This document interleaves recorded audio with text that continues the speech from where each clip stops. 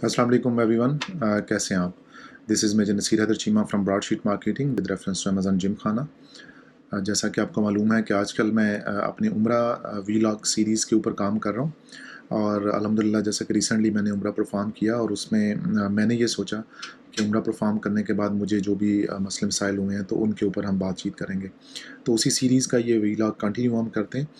आज जो हमारा सीरीज़ का छठा वीलॉग है और छठे वीलॉग में बेसिकली हम ट्रैवल कर रहे थे मक्का से मदीना की तरफ और कुछ बेसिक चीज़ें मैंने आपको गोशगुज़ार की थी कि जब आप वहाँ पे जाते हैं तो आपके पास क्या होनी चाहिए, चीज़ें क्या होनी चाहिए और इसी को हम कंटिन्यू करते हैं आज। एक जो सबसे बड़ा मसला है या यहाँ से लोग वरीड होते हैं, स्पेशली जो पाकिस्तान से लोग जाते हैं, उनको एक बहुत ज़्यादा परेशानी होती है खाने के बारे में। कि जी जब वहाँ पहुँचेंगे तो वहाँ खाना कैसा मिलेगा? क्या वहाँ खाना मिलेगा, नहीं मिलेगा, किस तरह का मिलेगा, पाकिस्तानी खाना होगा, नहीं होगा, पता नहीं क्या-क्या होगा। तो एक चीज़ मैं आपको बताता चलूँ कि देखें थ्रू आउट सऊदी अरेबिया और स्पेशली मक्का और मदीना में खाने की किसी किस्म की कोई वहाँ पाबंदी नहीं है, किसी किस्म का कोई ऐसा पाकिस्तानी खाना नहीं है जो आपको वहाँ पे नहीं मिलता है। जो आपके दिल में हो, आपको वहाँ पे मिल जाता है खाना। अगर आपने सुबह पराठे खाने हैं, आमलेट खाना है, हलवा खाना है, पूड़ियाँ खानी है, गोश्त खाना है, निहारी खानी है, बिरयानी खानी है, दाल, रोटी, साग, दही, जो आपके दिल में हो, आपको वहाँ पे अल्हम्दुलिल्लाह खाना मिल जाता है। मक्का में तो बहुत ज़्यादा लोग जो है वो बाँटते भी हैं। अगर आप स्पेशली सहरी के बाद या फजर की नमाज़ के बाद आप निकलते हैं जब नमाज़ पढ़ के, तो मैंने वहाँ देखा है कि मक्का के बाहर लाइनों में लोग जो है ना नियाज़ कर रहे होते हैं और बहुत सारे लोग वहाँ पे ले भी रहे होते हैं। हाँ, मस्जिद नबवी के अंदर आपको बहुत सारे लोग मिल जाते हैं जो कि आपको ऑफ़र करते हैं कि आप बैठ जाएँ और उनके साथ खाना खा लें। बट ओवरऑल खाने की सूरत हाल ये है कि मक्का में या मदीना में जहाँ पे भी आप खाना खाएँगे, तकरीबन अगर आप दाल रोटी खाते हैं, सब्ज़ी खाते हैं या दाल चावल खाते हैं या कुछ भी ऐसा खाते हैं, तो एक बंदे की जो प्राइस है, एक बंदे के साथ वो आपको मिलेगा ये तक अंदाज़न 6 से 9 रियाल के दरमियान में। प्राइस वेरी करती है, कहीं 7 रियाल का मिल जाता है, कहीं 8 रियाल का, कहीं 9 रियाल का। और यहाँ पे कोई भी आप डिश खा लें, अच्छी से अच्छी डिश खा लें, आप गोश्त खा लें तो वो 10 रियाल का मिल जाएगा। अगर बकरा-वकरा खा लेंगे तो 11 रियाल का मिल जाएगा। दाल, रोटी, सब्ज़ी, चावल अंदाज़न 6-7 रियाल, 8 रियाल में आपको मिल जाते हैं। अगर आप 2 बंदे हैं तो यकीनन आपको फिर ये 2 बंदों का खाना अंदाज़न 10 से 15 रियाल में पड़ जाता है। हमारी रूटीन इस तरह थी कि हम सुबह जो खाना होता था वो कम करते थे, नाश्ते में हमारे पास खजूरें वगैरह या वही हम खा लेते थे और वापसी पे लंच करते थे या फिर डिनर करते थे रात को। तो एक यहाँ पे मैंने बात नोट की कि यहाँ पे अगर आप होटल के अंदर बैठ के खाना खाएँगे, तो यहाँ पे आपको होता ये है कि हर खाने के साथ आपको 3 रोटियाँ दी जाती हैं। चाहे आप खाएँ या ना खाएँ वो एक अलग बात है, लेकिन अगर आप ये खाना पैक करवा लें और आप अपने कमरे में ले जाएँ, तो मेरा ख़्याल है कि आप ज़्यादा आसानी से कंफर्टेबल तरीके से डिस्पोजेबल प्लेटें अगर आप ले लें, वहाँ से 10-12 बाहर मिल जाती हैं और आप लेट्स से अगर 2 सालन लेके जाते हैं, तो 6 रोटियाँ आपको मिल जाएँगी। 6 रोटियाँ बहुत ज़्यादा होती हैं। 3 रोटियों से 2 बंदे पेट भर के खाना खा लेते हैं और किसी किस्म का कोई खाना बचता भी नहीं है और बहुत ज़्यादा खाना होता है। अगर आप एवरेज निकालना चाह रहे हैं, तो अंदाज़न मैंने आपको बता दिया है कि आप 1 खाना ले लें, साथ 3 रोटियाँ ले लें। अगर आप 2 या 3 बंदे हैं, तो आप 2 खाने ले लें और 6 या 9 रोटियाँ ले लें साथ और उसके साथ आप आराम से अपने घर बैठ के कमरे में जिस तरह भी आपका तकल्लुफ़ के साथ जिस तरह आप खाना चाहें, आप दही वगैरह ले लें और खाना खा लें वहाँ पे। एक और चीज़ जो मैं जब स्पेशली मक्का से निकल रहा था तो मेरे ज़हन में था कि मदीना में तो मुझे आब ज़मज़म नहीं मिलेगा। मुझे आइडिया नहीं था कि वहाँ पे तो आब ज़मज़म होता है, तो मैं वहाँ से बॉटल 2 बड़ी भर के ले आया और जब मैं मदीना पहुँचा और मस्जिद नबवी के अंदर मैंने देखा कि वहाँ पे मस्जिद नबवी के अंदर तब पूरी मस्जिद में आपको आब ज़मज़म मिलता है वहाँ पे। वहाँ पे वाटर कूलर्स होते हैं, वहाँ पे पड़े होते हैं और हर वक़्त उनमें पानी होता है। 24 घंटे मस्जिद खुली रहती है, तो इसलिए जब भी आप जाएँ मस्जिद नबवी में, तो आप अपनी बॉटल साथ ले जाएँ। वहाँ पानी पिएँ भी, खूब सैर होके दुआ करें अल्लाह से और फिर ये है कि आप अपनी बॉटल्स भर के वापस ले आएँ और जब आप कमरे में आएँ, तो उन्हीं आब ज़मज़म से आप पानी पी लिया करें और उसको जो चाय वगैरह बनानी हो या कुछ भी ज़रूरत का ऐसा करना हो, तो वो आप उसको इस्तेमाल भी कर सकते हैं। अच्छा, मस्जिद नबवी के अंदर एक और चीज़ भी जो बहुत इम्पोर्टेंट है, जो वॉशरूम्स हैं। वॉशरूम्स मक्का में जिस तरह मैंने आपको बताया था कि खाना काबा की हदूद के बाहर वाक़ हैं, उनके अंदर नहीं है। बेसिकली खाना काबा का जो तवाफ़ का इलाका है, उसके बाहर सराउंडिंग में चारों तरफ वॉशरूम्स हैं। لیکن مدینہ میں ایسا نہیں ہے. مدینہ میں آپ کو مسجد کا جو صحن ہے، جو باہر سراؤنڈنگ ایریا ہے، وہاں پہ چاروں طرف واش روم مل جاتے ہیں، اور اس میں وضو اور واش روم دونوں کی فیسلٹی اویلیبل ہوتی ہے. تو مسجد نبوی میں تھوڑا سا کمفرٹیبل ہوتا ہے کہ اگر آپ نے واش روم کرنا ہے یا وضو کرنا ہے تو آپ جلدی سے جا کے وہیں سے یوز کر سکتے ہیں، اور آپ کو مسجد کی حدود سے باہر بھی نہیں جانا پڑتا. اندر ہی آپ اس کو استعمال کر لیں اور وہاں سے دوبارہ وضو کر کے واپس آ جائیں. اچھا، ایک چیز میں نے یہاں پہ اسپیشلی نوٹ کی کہ جب میں مکہ میں تھا تو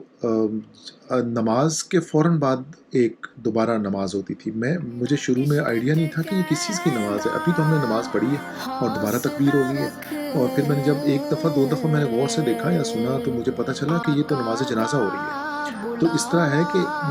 اسپیشلی مکہ میں اور مدینہ میں، مسجد نبوی مسجد حرام دونوں میں،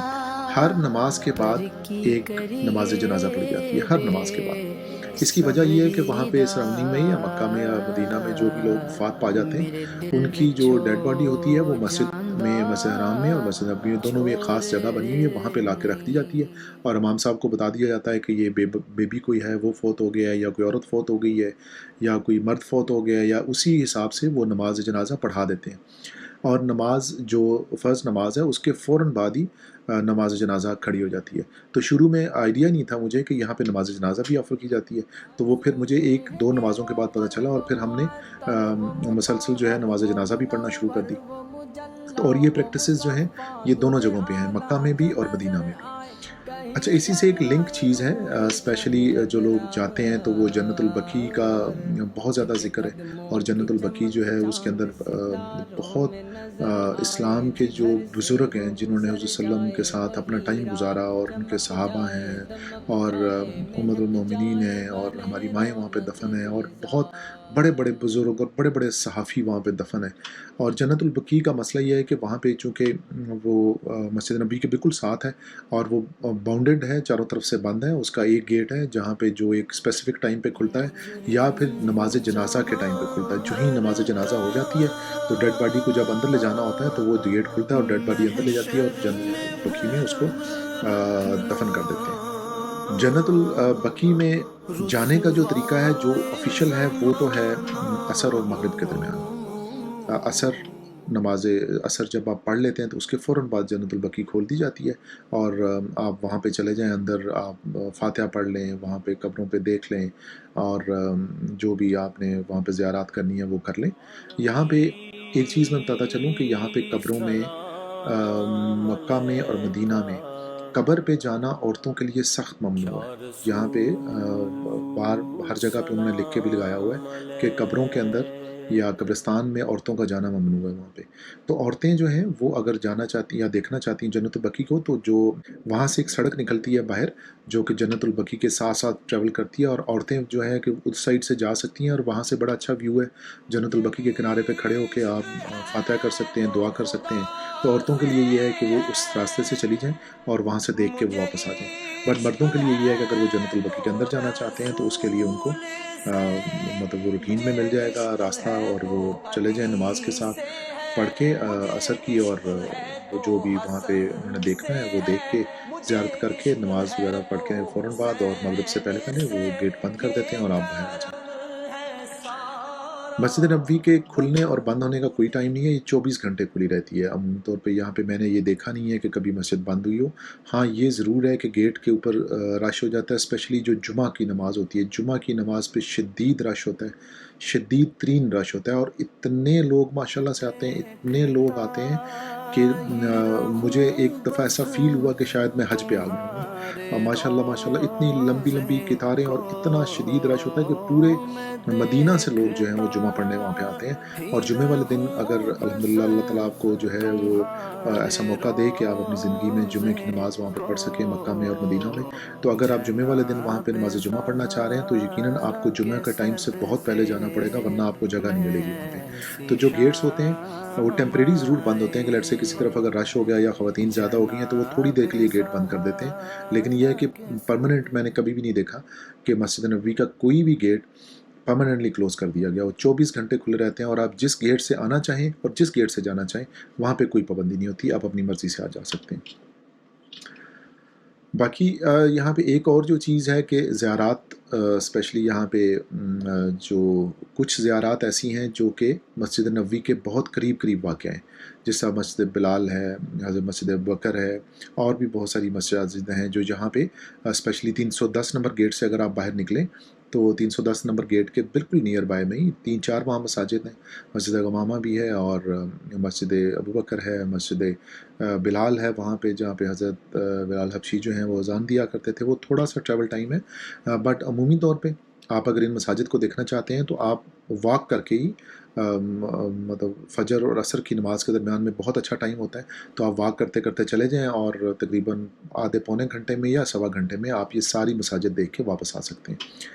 دوسری زیارات وہ ہیں جو کہ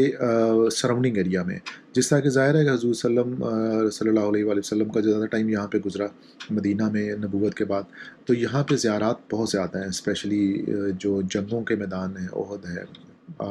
خندق ہے، اور پھر اور بھی ایسی بہت ساری جگہیں ہیں، جس طرح لوگ ذکر کرتے ہیں کہ جی فلاں جگہ بھی ہے، فلاں جگہ بھی ہے، اور وہاں پہ بھی جانا ہے، اور حضرت ابوبکر عمر فاروق کے کھجوروں کے باغات بھی ہیں، اور بھی بہت ساری ایسی زیارات ہیں۔ میں نے جو زیارات دیکھی اس میں تو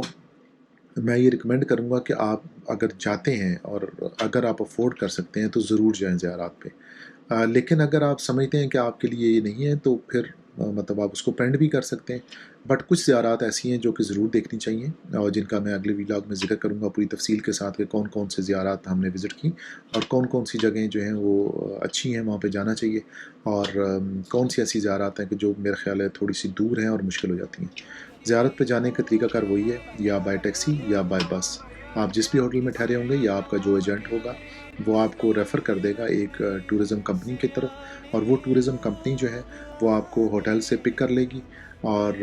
پک کرنے کے بعد آپ کو اپنے ساتھ لے لے گی بس پہ، اور وہ جگہ جگہ آپ کو زیارات کراتے کراتے مطلب it takes about like 4-5 hours, اور ظہر کی نماز سے پہلے پہلے وہ آپ کو وہاں پہ ڈراپ کر دیں گے۔ تو اس صورت میں اگر آپ جانا چاہ رہے ہیں تو آپ ظاہر ہے وہاں پہ تھوڑی سی خریداری بھی کرنی پڑنے جاتی ہے، یہ کھجورے وغیرہ پہ وہاں پہ وہ بائی کر لیتے ہیں لوگ، تو آپ کوشش کریں کہ آپ اگر جمعے والے دن جا رہے ہیں یا کسی ایسی نماز کے ٹائم پہ جا رہے ہیں تو آپ اپنے ساتھ کوئی بیگز یا تھیلے یا رسی یا کچھ ایسا ضرور لے جائیں کہ جس میں اگر آپ نے کھجوریں وہاں سے خرید لی ہیں یا کچھ ایسی چیز لی تو ان کو آپ باندھ سکیں، کیونکہ میں نے وہاں پہ دیکھا کہ اکثر وہ ڈبے جو ہے نا کسی نے کندھے پہ رکھے ہوتے ہیں، کسی نے سر پہ باندھے ہوتے ہیں، کسی نے تھیلوں میں ڈالے ہوتے ہیں یا اس طرح، اور وہ بڑا مسئلہ ہو جاتا ہے کہ اس کو لے لے کے ساتھ ساتھ آپ چلنا ہے۔ تو اس چیز کے لیے یہ ہے کہ آپ اگر زیارات کے لیے جا رہے ہیں تو یقیناً آپ جو اس طرح کی چیزیں ہیں کہ فار ایگزامپل کیری کرنے کا سامان یا کوئی بیگ یا کچھ اس طرح کی ضرور ساتھ لے جائیں چیز، تاکہ اگر وہاں پہ آپ کو شاپنگ کریں تو آپ آسانی سے اس کو اٹھا سکیں۔ تو اس کے ساتھ مجھے اجازت دیں، اپنا بہت خیال رکھیے گا، انشاءاللہ نیکسٹ ویلاگ میں آپ سے ملاقات ہوگی۔ Take care of your self, اللہ حافظ۔